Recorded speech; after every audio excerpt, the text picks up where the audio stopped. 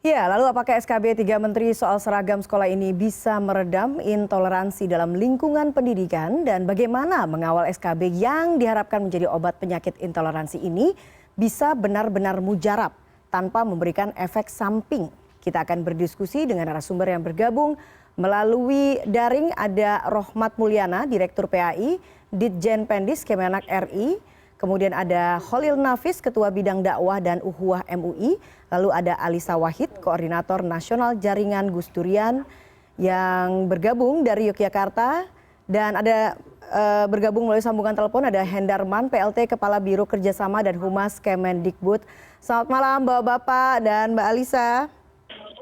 Selamat malam. Selamat malam. Warahmatullahi wabarakatuh. Waalaikumsalam warahmatullahi wabarakatuh. Saya ke Pak Hendarman dulu. Pak Hendarman sudah tersambung ya? Iya Mbak Eva. Pak Hendarman, mengapa kemudian SKB yang ditandatangani oleh 3 menteri ini urgent untuk segera dikeluarkan? Baik Mbak Eva, tadi seperti disampaikan kita lihat di awal ya, Mas Menteri menyampaikan itu ada 3 sebenarnya urgensinya. Yang pertama, dengan fungsi sekolah itu memiliki peran penting dan tanggung jawab dalam menjaga eksistensi ideologi dan konsensus dasar bernegara, yaitu Pancasila, Undang-Undang Dasar Negara Republik Indonesia tahun 1945, Keutuhan Negara Kesatuan Republik Indonesia, dan Bhinneka Tunggal Ika. Dan juga sekolah itu harus menjadi tempat membangun dan memperkuat moderasi beragama dan toleransi atas keragaman agama yang dianut peserta didik, pendidik, dan tenaga pendidikan. Itu yang pertama Mbak Eva. Kemudian yang kedua, urgensinya kita harus mengingatkan bahwa sekolah itu berfungsi membangun wawasan, sikap, dan karakter peserta didik, pendidik, dan tenaga pendidikan untuk memelihara persatuan dan kesatuan bangsa serta membina dan memperkuat kerukunan antar umat beragama. Dan yang ketiga, itu urgensinya adalah bahwa pakaian seragam dan atribut bagi peserta didik, pendidik, dan tenaga kependidikan pada jenjang pendidikan dasar dan menengah di lingkungan sekolah yang diselenggarakan pemerintah daerah merupakan salah satu bentuk perwujudan moderasi beragama dan toleransi atas keragaman agama. Jadi intinya kita ini adalah perwujudan moderasi beragama, toleransi, serta kerukunan antar umat beragama. Itu Mbak Eva. Oke, artinya apakah kemudian masalah kerukunan umat beragama di lingkungan pendidikan ini sudah demikian dalam situasi darurat sehingga harus ada 3 menteri yang kemudian menandatangani kesepakatan bersama untuk mengatur masalah ini, Pak Hendarman? Ini memang merupakan kesepakatan, artinya nanti ketiga menteri ini sebenarnya menyadari Mbak, bahwa memang ini merupakan hal yang harus kita perhatikan ya, pertimbangkan. Kenapa kita harus 3 menteri? Karena ketika kita berbicara sekolah ini, sekolah itu kan secara kewenangan ada di bawah Kementerian Dalam Negeri. Dan kemudian kenapa Kementerian Agama? Karena Kementerian Agama itu kan akan menyelenggarakan juga sekolah bertanggung jawab, yaitu terhadap madrasahnya. Itu Mbak, jadi kami melihat ketiganya sepakat dan diwujudkan dalam bentuk SKB 3 Menteri ini. Oke, ke dalam sekolah madrasahnya. Tapi ini aturan sebetulnya berlaku untuk sekolah negeri begitu ya? Termasuk juga madrasah berarti? Nah, ini keputusan bersama ini mengatur sekolah negeri yang diselenggarakan oleh pemerintah daerah. Itu ada di dalam SKB-nya sendiri Mbak. Oke, termasuk juga madrasah ya, artinya yang ada di bawah Kementerian Agama begitu ya Pak Hendarman. Sekarang saya ke Pak Rohmat. Pak Rohmat, kalau kemudian dari Kementerian Agama sendiri mencatat, apakah memang kasus intoleransi dalam lingkungan pendidikan ini cukup banyak terjadi? Baik Pak, saya pertama untuk klarifikasi dulu tadi soal ini berlaku, apakah ini madrasah bisa berlaku. Saya kira kan selama ini yang namanya sekolah yang di bawah Pemda itu adalah sekolah negeri. Jadi bukan madrasah itu di bawah Kementerian Agama. Jadi tidak menjadi lokus atau sasaran dari ini. Keterlibatan dari Pak Minat konteks SKB adalah karena menyangkut aspek keagamaan. Karena dalam SKB itu juga Pak Menak kan di belakang. Karena yang punya jangkauan kuat adalah Dikbud dan Pemda, Kemendagri. Oke, soal toleransi tadi saya kira memang beberapa kasus memang kita kan harus demikian. Saya melihat sebenarnya substansi terkait dengan seragam itu sudah sangat jelas diatur dalam Permen 45 tahun 2014.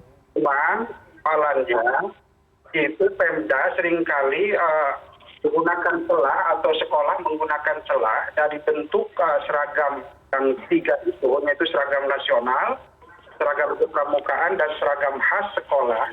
Itu seragam khas sekolah itu diinterpretasikan kadang lebih khas menurut pemahaman mereka.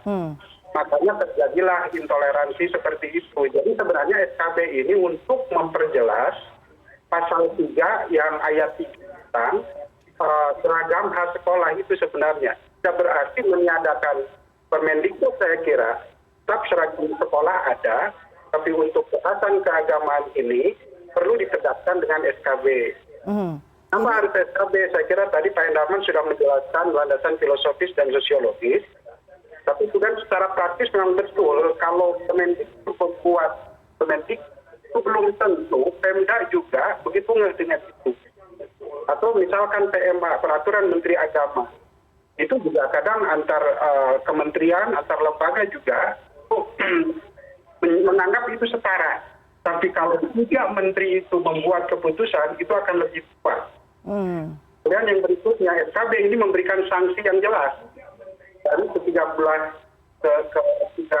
kementerian itu, ada sanksi yang jelas, sehingga memang ini lebih clear gitu untuk menjaga keragaman yang terjadi di sekolah.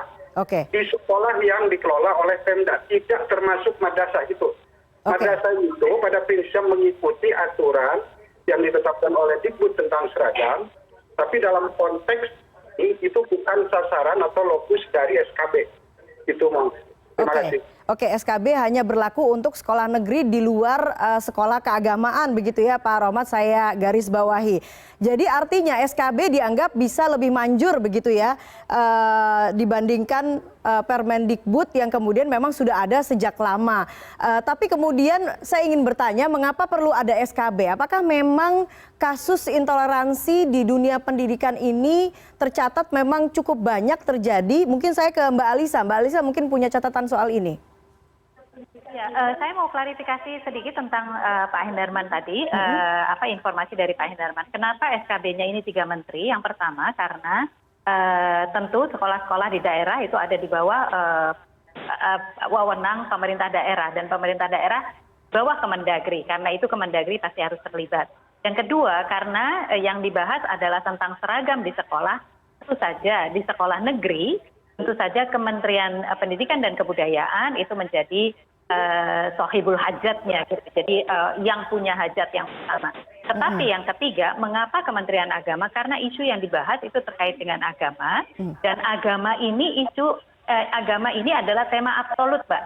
Tidak ikut diotonomi daerahkan. Tidak boleh pemerintah daerah kemudian membuat peraturan terkait dengan agama tanpa dikonsultasikan dengan Kementerian Agama Pusat. Karena ini adalah bagian dari isu yang absolut, yang itu wewenangnya ada di tingkat pusat. Itu yang pertama. Kemudian yang kedua, apakah ini memang banyak sekali kasus intoleransi seperti ini?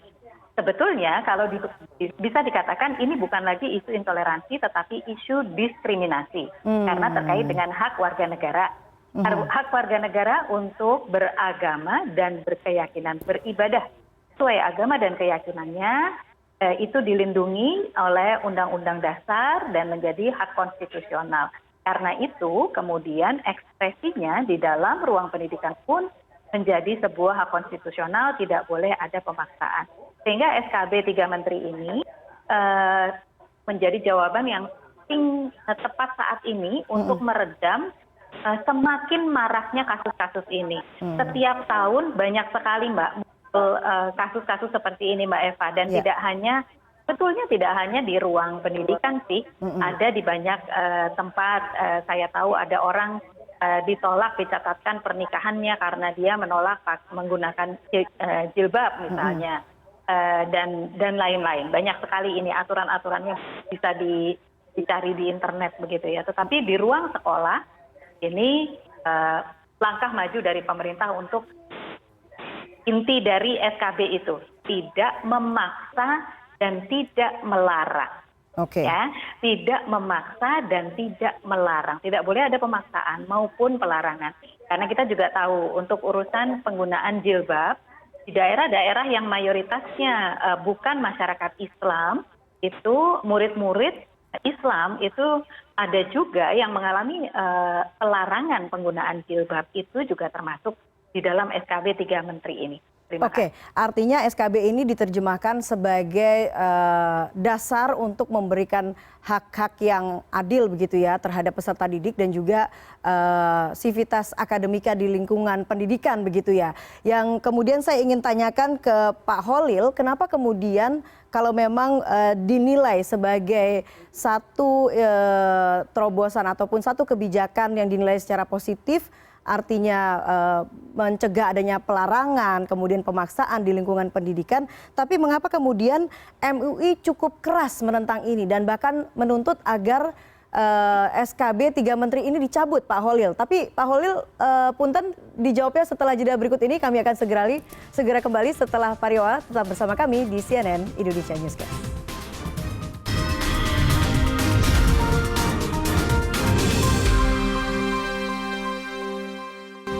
Ya, Anda kembali di CNN Indonesia Newscast. Sebelum kita dengarkan bagaimana tanggapan dari MUI terkait terbitnya SKB 3 Menteri soal seragam sekolah, kita dengarkan kembali apa kemudian alasan dari terbitnya SKB 3 Menteri seragam sekolah ini yang disampaikan oleh Menteri Pendidikan dan Kebudayaan. Berikut ini.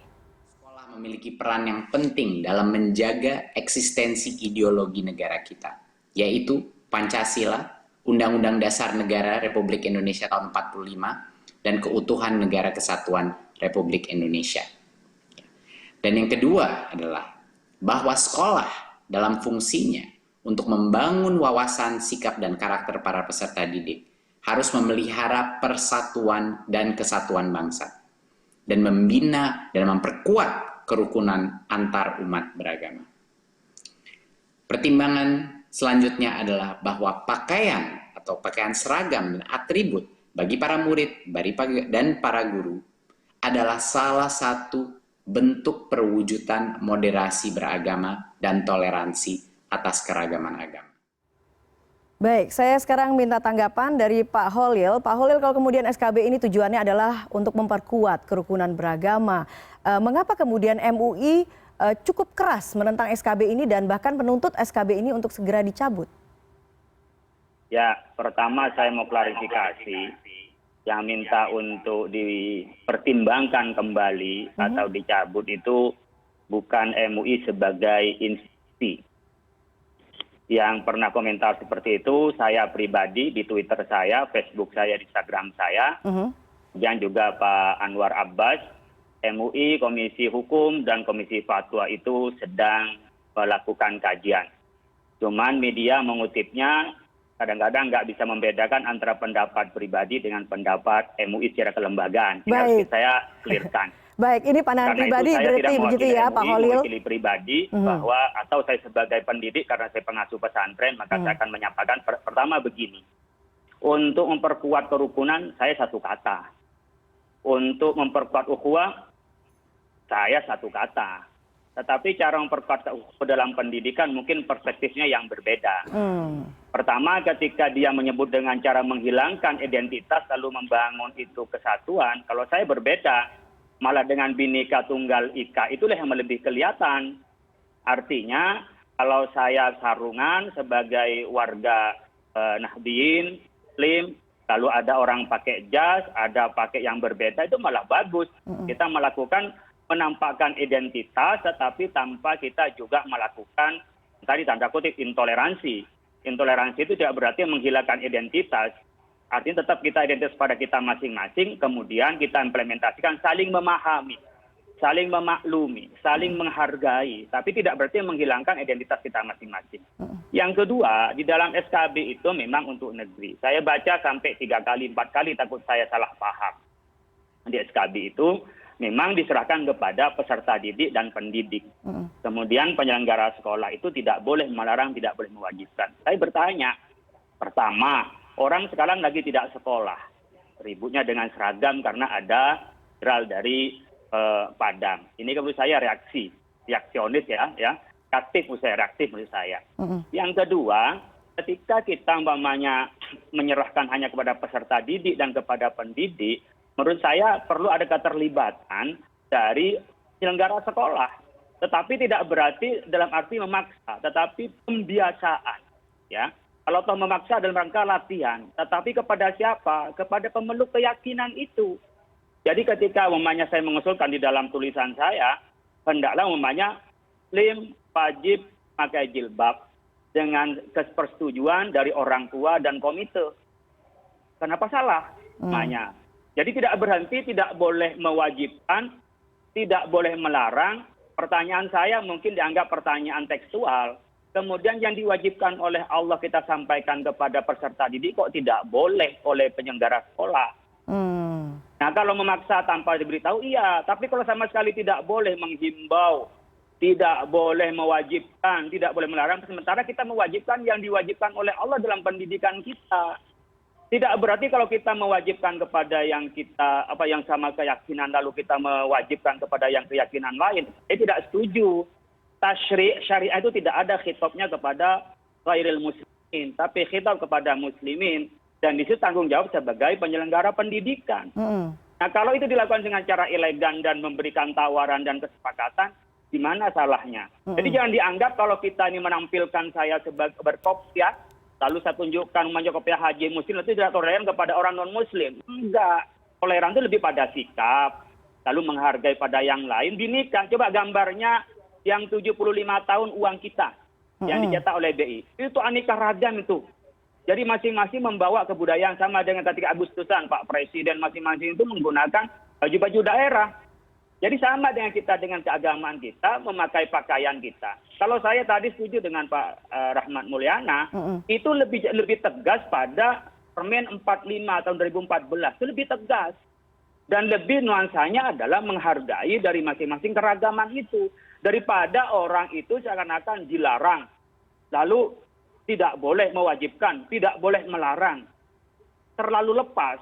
Ya kalau pemahamannya sama dengan pemahamannya yang nulis, pemahamannya dalam rangka toleransi, bisa malah terjadi tidak intoleransi. Bahwa kita tidak boleh ada intervensi dari penyelenggara pendidikan, karena ini kebebasan dari peserta didik dan penyelenggara pendidikan. Nah, hal-hal yang seperti ini saya usulkan tambahan klausul. Saya kan bilang ditinjau kembali atau dicabut. Oke. Gitu, tinjau kembali berarti artinya ditambah. Jadi artinya boleh SKB ini dikhawatirkan multitafsir begitu ya, Pak Holil? Itu sudah benar, tapi tafsir belakangnya harus ada tambahan. Dapat ya menggunakan atribut keagamaan atau diwajibkan menggunakan atribut keagamaan dengan seizin orang tua, komite sekolah, tidak mewajibkan pakaian atau atribut keagamaan kepada orang yang berbeda keyakinan. Selesai. Kita masing-masing menghargai perbedaan itu. Jadi kalau yang seperti ini adalah bagian dari hak, bagian dari implementasi ketuhanan yang Maha Esa, dan itu tidak termasuk intoleran. Jadi kita jangan jadi momok dikit-dikit intoleran gitu ya. Biar kita ini proporsional letakkannya itu bahwa kalau berbeda pakaian lalu intoleran. Kalau menunjukkan saya sebagai muslim intoleran. Saya yang intoleran adalah orang yang tidak menghargai keyakinan orang lain, tapi masing-masing binika itu adalah bagian dari kekayaan Indonesia. Oke, Pak Holil, apa yang kemudian dikhawatirkan dengan munculnya SKB ini? Efek sampingnya ini apa menurut Anda? Adalah nanti bisa punya dalih peserta didik itu ketika dihimbau untuk melakukan atau untuk berpakaian atribut keagamaan. Dan kita punya kebebasan kok. Dari SKB 3 menteri ini, demi kebebasan kemerdekaan peserta didik kita boleh tidak jilbaban, kita boleh untuk banyak. Kan yang jadi sorotan kan jilbab nih. Bagaimanapun meskipun dengan bahasa atribut keagamaan adalah jilbab. Nah, ini akan menjadi dalih. Oleh karena itu nanti bisa diberi klausul berikutnya disempurnakan jika tidak ada multitafsir itu dan tidak ada yang sifatnya merampas kemerdekaan berkeyakinan. Tidak ada di dalamnya juga yang menyinggung intoleransi atau kita juga menafikan atau juga mendiskriminasi pada keyakinan tertentu. Oke, Pak Rohmat silakan menanggapi. Ada kekhawatiran nantinya ini akan multitafsir dan justru berakibat peserta didik ini kemudian akhirnya menyalahgunakan SKB ini. Pak Rohmat? Ya. Ya, Ya, Bu. silakan menanggapi tadi pernyataan Pak Holil. Dikhawatirkan SKB ini justru nanti akan multitafsir begitu dan nantinya justru para peserta didik ataupun juga tenaga pengajar nanti akan menyalahgunakan begitu SKB 3 Menteri ini. Ya sebenarnya mungkin dalam sisi lain ada betulnya apa yang dikatakan Pak Kiai ya, Pak Kiai Holil Nafis. Tapi sebenarnya ini kan untuk menetralisir apa yang sering terjadi. Sebenarnya kalau menurut pandangan saya, ini kan pelarangan maupun tidak mewajibkan itu sudah sangat akomodatif sebenarnya dari sisi kebutuhan penghargaan terhadap keragaman. Jadi justru untuk menghindari khawatir justru kalau ada kata memunculkan mewajibkan justru itu nantinya Pemda malah merasa ada kesempatan untuk membuat perda-perda yang dimanfaatkan untuk mengatur sekolah, maksud saya, dengan ketentuan-ketentuan yang spesifik. Nah ini memang agak rumit soalannya ketika terjadi di sekolah yang sifatnya sangat multikultur dengan perbedaan agama. Tapi kalau di madrasah apa yang dinyatakan Pak Kiai itu sudah tidak jadi masalah sebenarnya.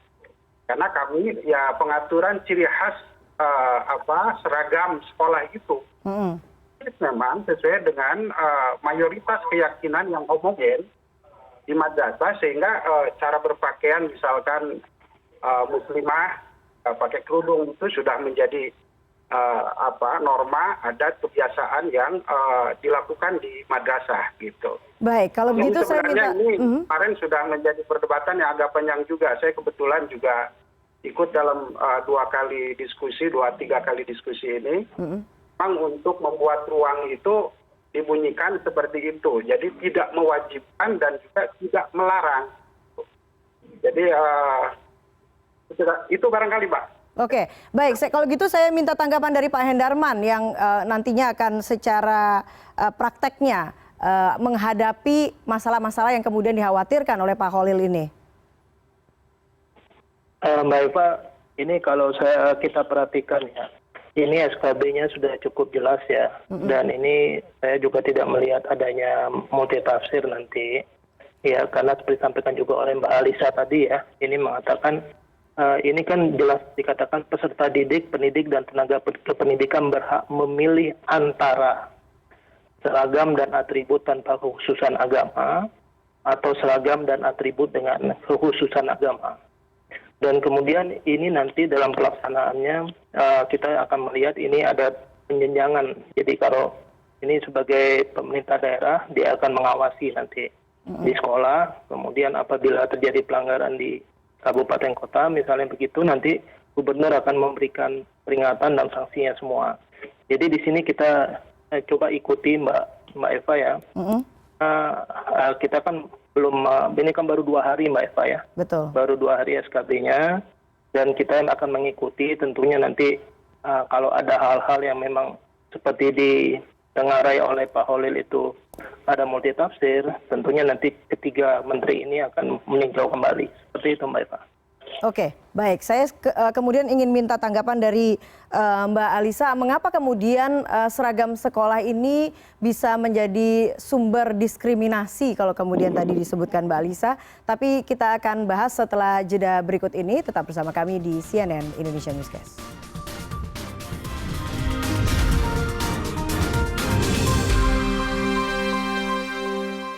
Ya, Anda kembali di CNN Indonesia Newscast. Saya langsung ke Mbak Alisa. Mbak Alisa, mengapa kemudian seragam sekolah ini menjadi highlight begitu ya, sampai kemudian ada keluar SKB. Tadi Mbak Alisa mengatakan bahwa ini bisa jadi sumber diskriminasi. Dan menurut Anda apakah SKB ini memang sudah menjadi obat yang mujarab apabila mengatasi problem-problem diskriminasi di lingkungan pendidikan ini, Mbak Alisa?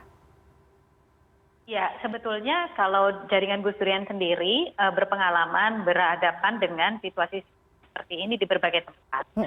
Juga dari teman-teman di Ombudsman misalnya. Ombudsman banyak sekali menangani kasus-kasus di mana murid-murid diminta untuk berbusana sesuai keagamaan tertentu, padahal mereka tidak menginginkan hal itu atau tidak meyakini hal itu. Sehingga dengan demikian SKB 3 Menteri ini akan memberikan mengembalikan hak konstitusi itu kepada warga negara Indonesia secara utuh.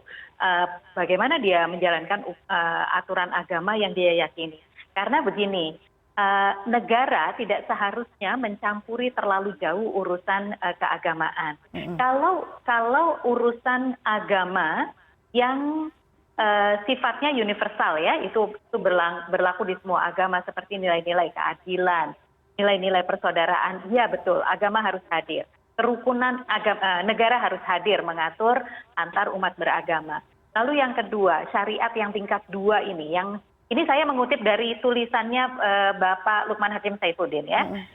Yang kedua adalah ketika praktek agama khusus, agama tertentu tetapi itu terjadi dalam jumlah besar seperti haji dan umroh, maka pemerintah juga harus hadir untuk mengatur. Tetapi bukan mengatur ibadahnya itu sendiri, hanya mengatur operasionalnya. Dan yang terakhir, dalam hal keyakinan yang di dalam agama tertentu masih ada perdebatan, negara tidak perlu mengatur sampai sana. Termasuk soal pakaian, soal jilbab ini kan masih khilafiyah. Kalau dipaksakan, tafsir siapa yang akan digunakan? Siapa yang memutlakkan? Ketika seseorang merasa bahwa tidak, saya mengikuti tata cara Raturania dari Yordania misalnya, apakah kemudian itu menjadi sesuatu yang bisa dipaksakan? Nah, jangan lupa Mbak Eva, apa yang terjadi sekarang sebetulnya bukan hanya 1-2 kasus dan juga harus dikaitkan dengan peningkatan eksklusifisme beragama seluruh Indonesia. Beragama secara eksklusif, melakukan klaim kebenaran bahwa hanya ada satu cara menjalankan ajaran agama, itu yang kemudian dipaksakan menjadi sebuah aturan. Nah, ini loh yang diatasi oleh SKB 3 Menteri ini. Dan saya sangat bersyukur, ini menurut saya pemerintah menunjukkan komitmennya untuk kembali kepada konstitusi. Hak untuk mendapatkan pendidikan, hak untuk menjalankan agama sesuai keyakinannya masing-masing. Oke, Pak Holil, SKB ini tujuannya adalah untuk mengembalikan hak masing-masing begitu, Pak Holil. Pak Holil masih merasa penjabarannya tidak seperti itu SKB ini? Ya, jadi sebenarnya semua harus mendapat haknya. Termasuk mereka mendapat hak untuk mendapat pendidikan. Mungkin kalau dalam usia seperti halnya sudah mahasiswa, sudah dewasa, iya kita serahkan kepada kemauan mereka. Tapi dalam usia-usia pendidikan dasar menengah itu kadang-kadang perlu dalam tanda kutip pemaksaan untuk pembiasaan untuk membangun kesadaran. Jadi tidak bisa serta-merta lalu dilepaskan kepada anak didik semata tanpa ada konsekuensinya untuk penyelenggaraan pendidikan itu.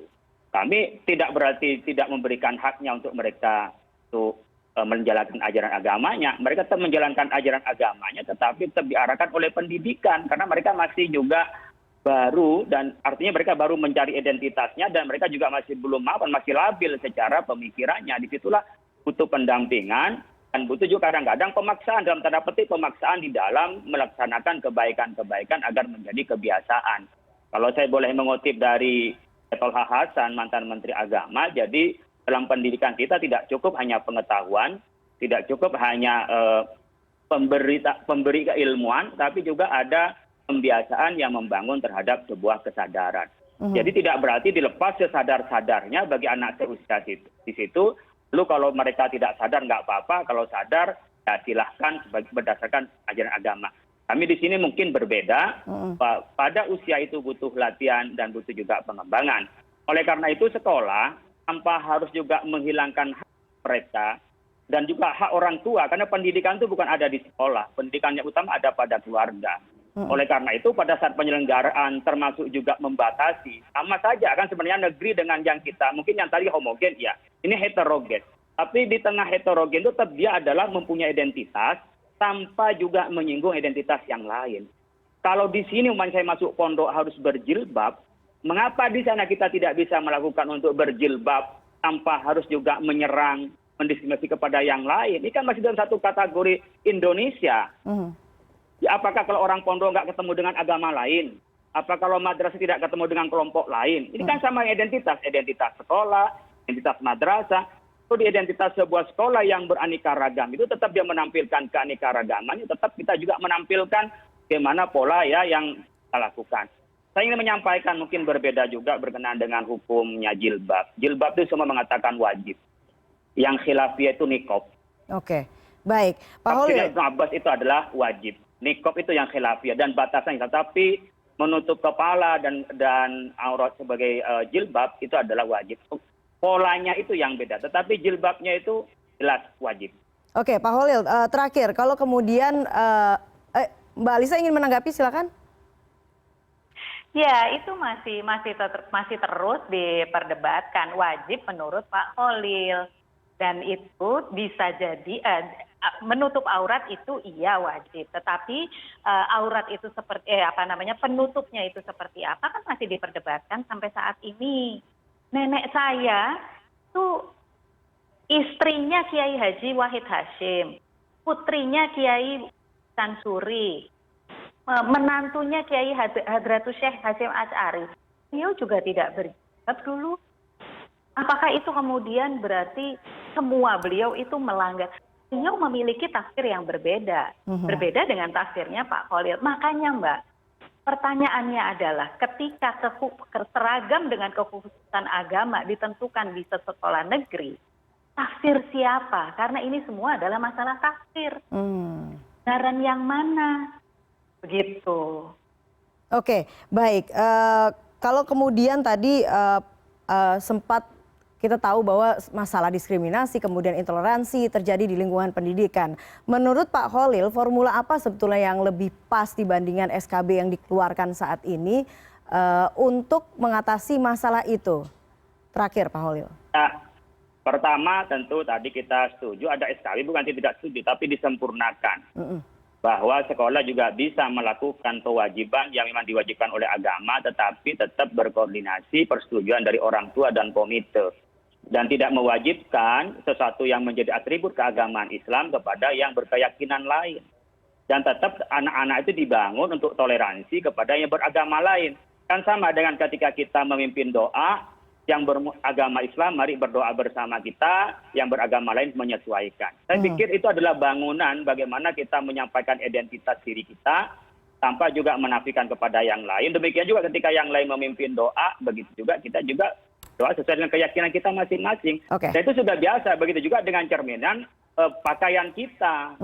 Jadi oleh karena itu ketika sekolah bisa disetujui oleh orang tua dan komite, dan anaknya pun sudah siap masuk di sekolah itu, saya pikir adalah sebuah pengakuan ikrar. Tapi sekali lagi jangan mewajibkan pada orang yang berkeyakinan lain. Baik.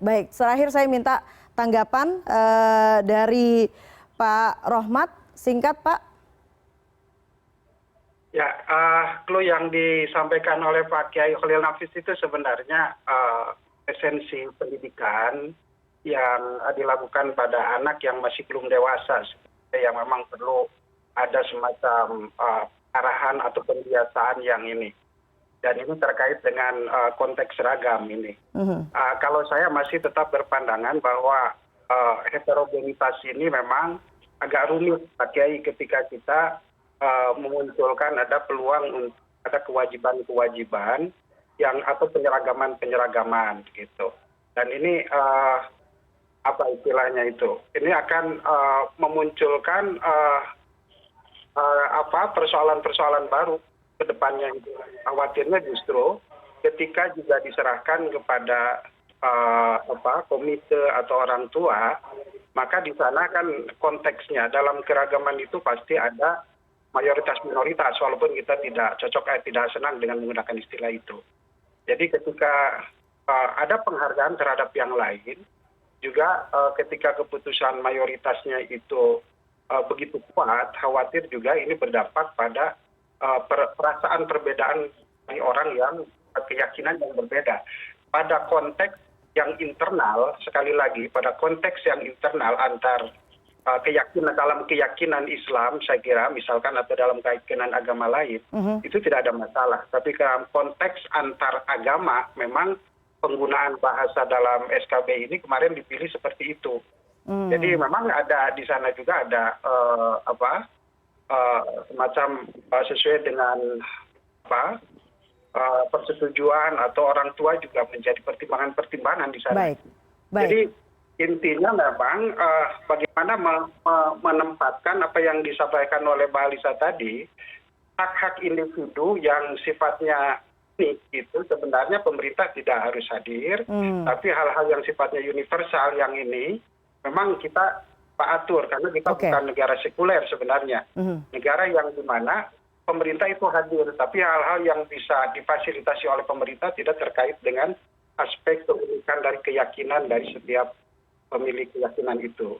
Jadi itu barangkali. Oke, baik. Menempatkan porsi pemerintah pada tempatnya begitu ya. Terakhir Pak Hendarman, silakan menutup perbincangan pada malam hari ini. Jadi begini, sebenarnya SKB 3 Menteri ini kita harus melihat bahwa ini adalah bagaimana pemerintah itu ingin memelihara persatuan dan kesatuan bangsa, Mbak Eva ya. Kemudian serta membina dan memperkuat kerukunan antar umat beragama. Kemudian yang pasti ini juga bagaimana kita berupaya mewujudkan moderasi beragama dan toleransi atas keragaman agama. Dan itu memang menjadi tujuan kita bersama ya, karena memang negara kita ini sangat beragam sekali suku bangsa dan agama dan lain-lainnya. Jadi mudah-mudahan dengan ada SKB ini itu kita akan melihat suasana yang lebih tentram ke depan. Itu aja Mbak Eva. Amin. Semoga kita sama-sama bisa merawat tidak hanya keberagaman ya, tapi juga keberagamaan. Terima kasih Bapak-Bapak dan Mbak Alisa sudah bergabung dalam diskusi pada malam hari ini. Selamat malam. CNN Indonesia Newscast akan segera kembali.